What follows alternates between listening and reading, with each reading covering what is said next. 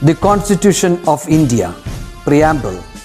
We, the people of India, having solemnly resolved to constitute India into a sovereign, socialist, secular, democratic republic and to secure to all its citizens justice, social, economic and political, liberty of thought, expression, belief, faith and worship, equality of status and of opportunity, and to promote among them all fraternity, assuring the dignity of the individual and the unity and integrity of the nation.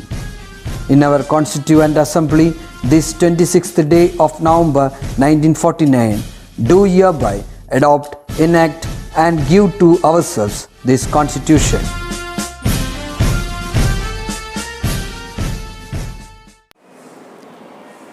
Hello students, welcome back to the last video class. Hope these video classes have benefited you during this pandemic situation. These video classes are incredibly useful when you are sick or you have missed the class due to unavoidable circumstances.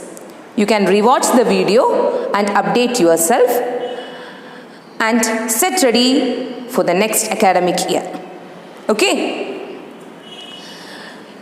In the previous class, we have discussed on sound, that is reflection of sound, multiple reflection, reverberation, echo, isn't it? Today, we are going to discuss yet another topic on sound itself. Let me ask you one thing. Can you hear sound of all frequencies? No, isn't it? We can hear sound only of a particular frequency. That is from 20 Hz to 20,000 Hz. 20 Hz to 20,000 Hz. Okay, this is known as our audible limit. Only the sound within this range or within this frequency we are able to hear. Those below 20 Hz and those above we are not able to hear. Is it clear? So what will you call the sound which is less than 20 Hz? Sound whose frequency is less than 20 Hz are known as infrasonic sound. Infrasonic sound. So what are infrasonic sound? Sound whose frequency is less than 20 Hz is known as infrasonic sound. This infrasonic sound can be heard by certain animals like elephant, whales and all. They are able to detect this infrasonic sound. We cannot hear the infrasonic sound. Clear? And what will you call the sound that is above 20,000 Hz or 20 kilohertz? 20,000 Hz or 20 kilohertz. What will you call that sound? It is known as ultrasonic sound. Ultrasonic sound. So what is ultrasonic sound? Sound whose frequency is greater than 20,000 Hz or 20 kilohertz is known as ultrasonic sound. Okay, that is, it is above our audible limit. Is it clear what is infrasonic sound and ultrasonic sound and which is our audible limit? Our audible limit is 20 Hz to 20,000 Hz. Now we can study about the uses of this ultrasonic sound. Let us see the uses of ultrasonic sound in medical field. Okay, so the first use, it is used in echocardiography. What is this echocardiography? That is, it is used to take the images of the heart. You are familiar with the term ECG, right? Yes. So what is happening here? So these high frequency vibrations are passed into the body and these vibrations passes through the body and we can see the images of that heart. Okay, so the first uses, it is used in echocardiography, that is ECG. Next use is ultrasonography. That is, ultrasonic waves are used for taking the images of our kidney, liver, gallbladder and uterus. So these high frequency vibrations are passed into our body and they get reflected back from the region where there is change in tissue density. Okay, and these signals can be converted back into electrical signals and we can form the images of that organ. Okay, അതായത് ഈ high frequency വൈബ്രേഷൻസിനെ നമ്മുടെ ബോഡിയിലോട്ട് കടത്തി വിടും. എവിടെയെങ്കിലും എന്തെങ്കിലും ചേഞ്ചസോ ഡിഫക്റ്റോ കാണുമ്പോൾ അത് അവിടെ നിന്ന് റിഫ്ലക്റ്റ് ചെയ്തിട്ട് ആ ഇലക്ട്രിക്കൽ സിഗ്നൽസിനെ നമുക്ക് ഇമേജസ് ആക്കി മാറ്റാൻ പറ്റും. This technology is known as ultrasonography. Clear? And these ultrasonic waves are also used to crush small kidney stones. Okay, നമ്മൾ പറഞ്ഞു ഈ ultrasonic waves high frequency waves ആണ് അല്ലേ. അത് ആ വൈബ്രേറ്റ് ചെയ്ത് പോയി ചെറിയ ചെറിയ കിഡ്നി സ്റ്റോൺസിനൊക്കെ അതിന് ക്രഷ് ചെയ്യാൻ പറ്റും. Clear? And there are certain other uses of ultrasonic waves, that is they are used to clean certain machine parts which do not have a particular shape. Look at this. It is a spiral tube, isn't it? അപ്പോൾ ഇങ്ങനത്തെ spiral tubes ഒക്കെ നമുക്ക് clean ചെയ്യാൻ ബുദ്ധിമുട്ടായിരിക്കും. അപ്പോൾ നമ്മൾ എന്ത് ചെയ്യും? These machine parts R dipped in A cleaning solution. Okay, and these ultrasonic waves are passed into the solution.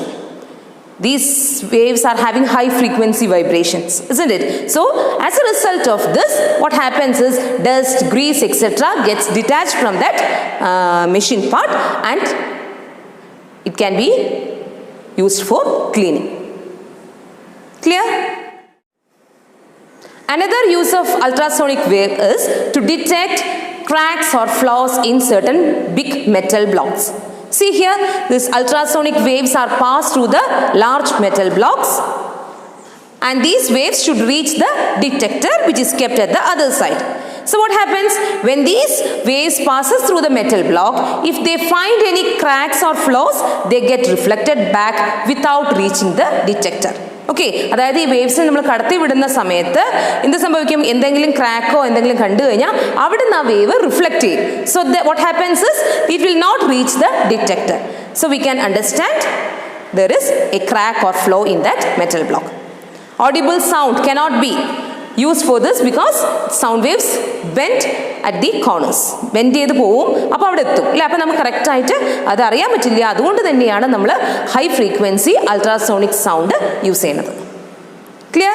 So what are the uses of these ultrasonic sound? They are used in echocardiography, ultrasonography, used to crush kidney stones, used to find cracks or flaws in metal blocks and used to clean certain machine parts. Clear? Next we will discuss about sonar.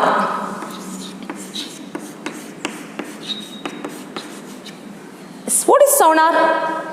Sound navigation and ranging. Okay, so what is the use of sonar? Sonar is a device that uses ultrasonic waves to detect the depth of the sea or the objects which is under sea or the distance between the object and the ship. Clear? And it will be attached to the bottom of the ship.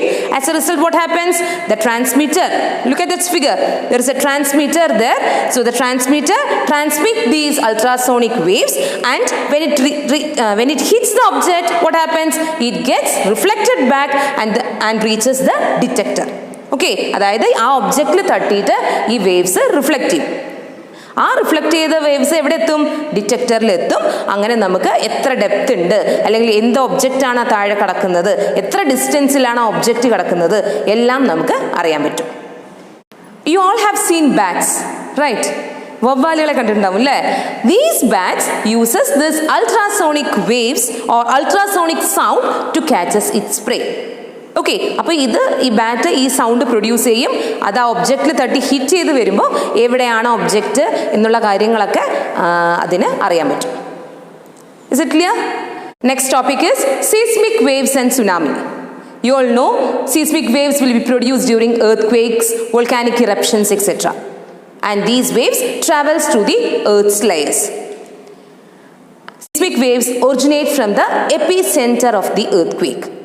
The branch of science that deals with the study of seismic waves is known as seismology, and the scientist that deals with the study is known as seismologist. And can you name the device which is used to measure the intensity of earthquake? It is known as Richter scale. Look at this picture. This is the picture of a seismograph, and in this seismograph the recordings or the readings will be recorded, and you can see a graph which shows the intensity of the earthquake. The amplitude of the waves represents the intensity of the earthquake. Amplitude കൂടുതലാണെങ്കിൽ that shows the intensity of the earthquake is very high. Okay, and these seismic waves are categorized into 3 primary waves, secondary waves, and surface waves. Okay, primary waves, secondary waves, and surface wave. Among this, primary waves travel the fastest. Okay, ഏറ്റവും fast ആയിട്ട് travel ചെയ്യുന്നത് primary waves ആണ്, and secondary waves are slower comparing to the primary waves. Okay, primary wavesന്റെ അത്ര fast ആയിട്ട് move ചെയ്യില്ല, അതിനെക്കാട്ടിലും കുറച്ച് speed കുറവായിട്ടാണ് secondary waves travel ചെയ്യുക. Okay, and the arrival time, both these primary and the secondary reach the seismograph, and the difference in the arrival time of the primary and secondary helps to determine the distance to the epicenter. Is it clear? And the amplitude of the wave determines the intensity of the earthquake. Apart from that, there are Rayleigh waves and Love waves which travel through the surface of the earth. Is it clear? Earthquakes are not happening in Kerala. അല്ലേ, അത്രയ്ക്കും ഭീകരമായിട്ടുള്ള earthquake ഒന്നും കേരളത്തിൽ ഉണ്ടാവുന്നില്ല അല്ലേ. പക്ഷേ വേറെ പ്ലേസസിൽ ഉണ്ടാവുന്നതിൻ്റെ after effect it is felt in Kerala, and it is shown as tsunami. എവിടെയെങ്കിലും ഉണ്ടാവുന്ന earthquakeൻ്റെ ഒരു ഇഫക്റ്റാണ് നമുക്ക് സുനാമി ആയിട്ട് അനുഭവപ്പെടുന്നത്. You all are familiar with the term tsunami, which has happened on 26th December 2004. ഏറ്റവും നാശനഷ്ടങ്ങൾ ഉണ്ടാക്കിയതാണ് അല്ലേ tsunami. What is A tsunami? These are actually high amplitude waves, അല്ലേ. And what is the reason for this tsunami? Tsunami is caused due to the underwater earthquakes. Okay, അതായത് വെള്ളത്തിൻ്റെ അടിയിൽ, സമുദ്രത്തിൻ്റെ അടിയിലൊക്കെ ഉണ്ടാവുന്ന earthquake കാരണമാണ് സുനാമി ഉണ്ടാവുന്നത്. And these waves travel with a speed of 600 to 800 kilometers per hour. And the wavelength of these tsunami ranges up to 1000 meters. Clear? And this is not felt in deep sea. അതുകൊണ്ട് ഈ ഷിപ്പിൽ പോകുന്ന ആൾക്കാർക്ക് ഈ tsunami അത്രയ്ക്കും effect ഉണ്ടാക്കില്ല. And the height of the tsunami depends upon the geographical nature of the coast and the depth of the sea. As the tsunami approaches the shore, the energy loss is not significant. Okay, അപ്പോൾ നല്ല energy ഉണ്ടാവും. So as a result, what happens? The magnitude of destruction will be very high, and even some areas get submerged. And there is a system which gives warning to tsunami. It is known as DART. What is the full form of DART? Deep Ocean Assessment and Reporting of Tsunami. Is it clear? So what all things we have discussed today? We have discussed on our audible limit, which is 20 Hertz to 20,000 Hertz. Those below the audible limit are known as infrasonic sound, and those above are ultrasonic sound. Then the uses of some ultrasonic sound also we have discussed. Then about sonar. Then about seismic waves and tsunami. നമുക്കറിയാം ഈ earthquakes tsunami ഒക്കെ വരുന്ന സമയത്ത് animals and birds they show a particular behaviour അല്ലേ. എന്താ കാരണം എന്താണെന്ന് വെച്ച് കഴിഞ്ഞ് കഴിഞ്ഞാൽ ഇൻഫ്രാസോണിക് സൗണ്ട് ആണ് പ്രൊഡ്യൂസ് ചെയ്യുന്നത്.